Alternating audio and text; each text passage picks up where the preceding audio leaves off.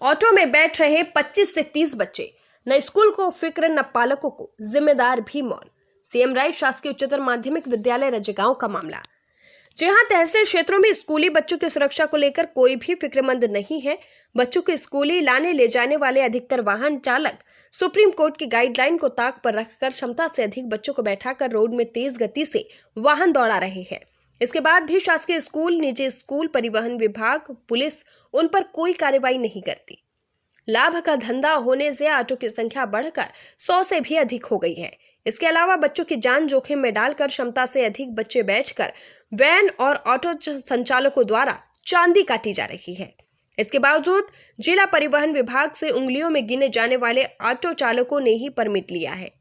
अब आपको बताते चले कि 5 फरवरी को भी किरनापुर और रजगांव के बीच एक ऑटो में लगभग 2 दर्जन से अधिक बच्चे एक ऑटो में पाए गए। इस संबंध में जब ऑटो चालक से सवाल किया गया तो उनका कहना था कि पालकों और स्कूल के शिक्षकों को भी इसकी जानकारी है। वहीं देखा गया कि सीएम राइज विद्यालय रजगांव में पहुंचने वाले प्रत्येक व्यक्ति और वाहनों की जानकारी गेट कीपर द्वारा रोजाना ही अपने रजिस्टर में दर्ज की जाती है। ऐसे में सवाल यह उठता है कि गेट कीपर और शिक्षकों द्वारा क्षमता से अधिक बच्चे वाहन में लाए जाने के बाद भी कोई कार्रवाई नहीं करना उनकी लापरवाही उजागर करता है।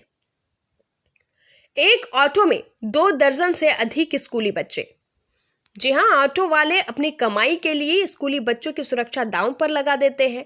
एक ऑटो में 18 से 20 बच्चे बैठना तो आम बात है, पर ठूस ठूस कर बैठाए गए बच्चे ऑटो में लटकते रहते हैं। वहीं ड्राइवर अपनी सीट पर भी दोनों ओर बच्चे को बैठाकर चलते रहते हैं। इतना ही नहीं, बच्चे के स्कूली बैग भी ऑटो में रखने होते हैं। इससे ऑटो में बैठना कठिन हो जाता है। इसी तरह स्कूली वैन के हाल रहते हैं, जबकि नियम के मुताबिक ऑटो में 5 से अधिक बच्चों को नहीं बैठाया जाना चाहिए।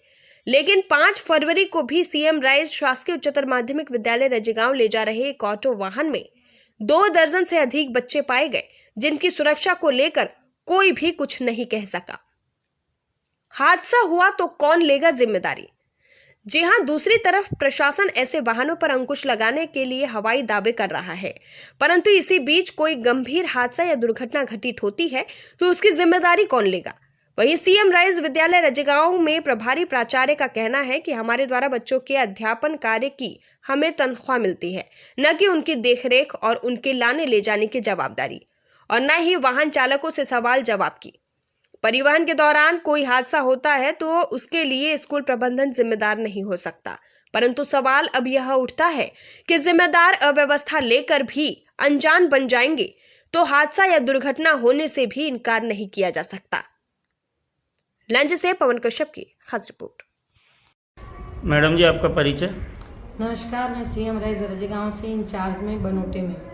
जैसे कि मैडम, सरकार ने एक नीति बनाई है सीएम राइज को करने के लिए, जिससे कि बच्चों को अच्छी शिक्षा प्राप्त हो सके, लेकिन आज देखा गया है कि यहाँ पे बच्चों को सुविधा नहीं मिल पा रही है। आपके सीएम राइज में जो फैसिलिटी मिलना चाहिए वो नहीं मिल रही है। एक ऑटो में 20 से 25 बच्चे भर के लाए जा रहे हैं।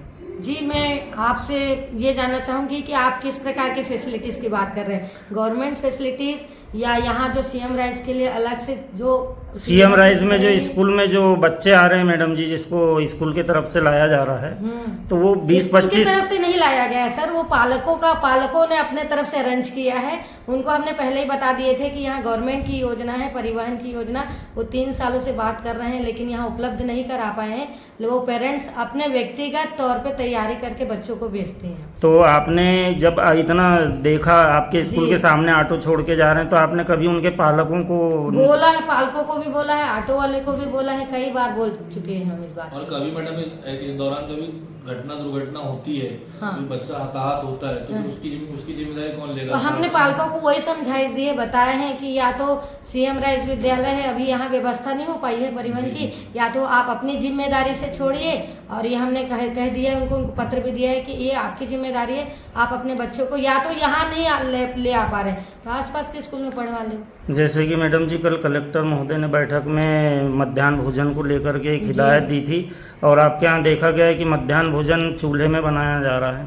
सर, उनके पास गैस चूल्हा भी है। आप अंदर गए थे क्या रूम के अंदर? गैस चूल्हा देखा आपने? दोनों जगह प्राइमरी में तो वो बनता ही है, लेकिन वो क्या होता है, बच्चों की संख्या कभी कभी बहुत अधिक होती है तो वो चावल ढंग से नहीं बन पाता। चावल के लिए वो कभी कभी उसको अफर्ट करते हैं। तो मैडम जी आज रोटी बन रही है। इसमें तो शासन के नियमों का उल्लंघन होते हुए दिख रहा है जी, उसमें। बीआरसी महोदय आए थे हमारे कल, और ये मेरा काम नहीं है सर, ये प्राइमरी एचएम मिडिल एचएम का वो प्रभारी होते हैं एमडीएम के, और रसोईया और स्व सहायता समूह उनकी जिम्मेदारी है। तो अभी ऐसी स्थिति को सुधारने के लिए क्या प्रयास किए जाएंगे? प्रयास आपके ये द्वारा? किए जाए कि कल सर आए थे हमारे यहाँ मॉनिटरिंग में, तो उन्होंने उनको हिदायत दी है कि आप जो है गैस चूल्हे में प्रयोग करें करके। जैसे कि जिला शिक्षा अधिकारी महोदय का कहना है कि अगर ऐसे बच्चे लाए जा रहे हैं ठूस ठूस के भर के, तो उनके पालकों को यहाँ से नोटिस भिजाया जाए या तो फिर उन्हें बताया जाए। तो इसके पहले आपने क्यों नहीं बताया? नोटिस जारी बताया है उनको, नोटिस भिजवाए उनके? देखिए चूंकि हमारे यहाँ सितंबर तक यहाँ वाइस प्रिंसिपल थे, वाइस प्रिंसिपल ने भी अपने तौर पे व्यवस्था की थी, लेकिन मैं यहाँ पे एक इतने बड़े स्कूल में यहाँ वाइस प्रिंसिपल भी नहीं है, प्रिंसिपल भी नहीं है, मेरे पीरियड्स भी हैं बोर्ड के 10th-12th के मेरे पीरियड्स भी होते हैं, उन बच्चों को भी देखना होता है, इसके अलावा अन्य काम होते हैं। उनको हिदायत दी गई है, पालकों को भी समझा दिया गया एवं बच्चों इनको भी बताया गया ऑटो वालों के कि आप इस तरह से ना लाएं, क्योंकि बच्चे के प्रति उनकी जो है, अब ऑटो वाले तो कहते हैं कि हम लोगों का जो है कम में होता नहीं है, हमारा गुजारा नहीं चलता है, तो पेरेंट्स को भी चाहिए कि वो जागरूक हो और इस तरह की सावधानी बरतें। आपकी तरफ से मैडम जी जैसे कि चौकीदार एक रखा हाँ। गया है, जो भी आ रहा है अंदर तो ये एंट्री हो रही है गवर्नमेंट के द्वारा। हाँ, तो वो जो देख रहे हैं तो वो आपको बताते नहीं कि ऑटो में इतने बच्चे आ रहे हैं? बताते हैं, टोकते हैं, सब करते हैं। अब ये पालक समझे तब ना।